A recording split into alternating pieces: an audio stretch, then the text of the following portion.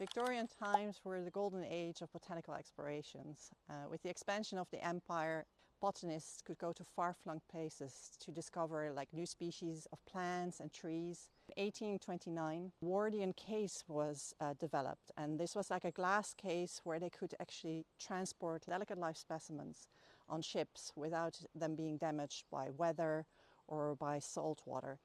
And all of them, of course, went to the Royal Botanical Gardens in Kew, where they tried to propagate them.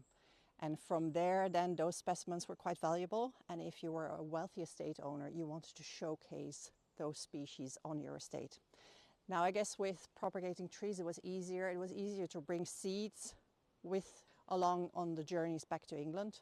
But the challenge quite often lie in propagating those seeds then, once they were in England, to see if they would take to the different climate from where they were coming from. Mitchell Henry as well planted lots of these big exotic trees to show off, I guess, his worldliness, to show off his wealth, and to show off as well his love for the natural environment.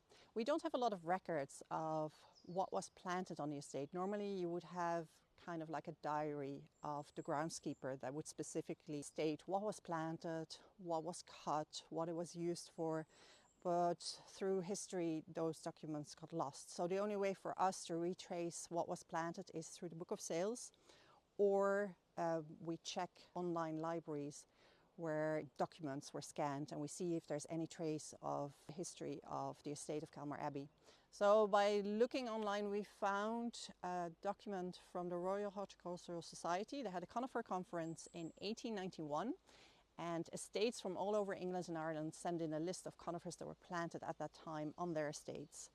And there was one list that came from Kylemore Abbey. On that list that William Farmer sent in was also a giant sequoia that was planted on the estate. Now, unfortunately, we don't have them anymore. And another note stated that the conifers that did best were actually the Monterey pines and the Monterey cypresses. So we're just standing beside one of the Monterey pines.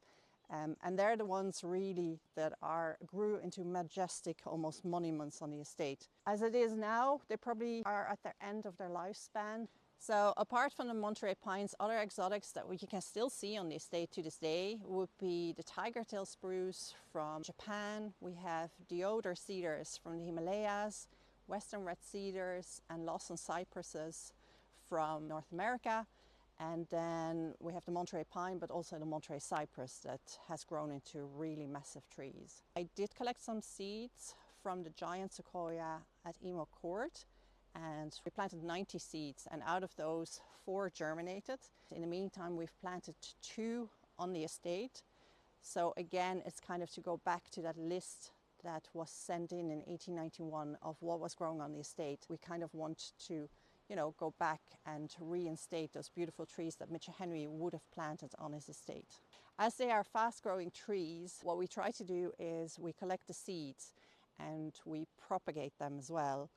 And then we plant the young saplings back on the estate just to keep that natural heritage going. These big trees are not only a great window into the past, but they are also here for future generations to still admire and enjoy.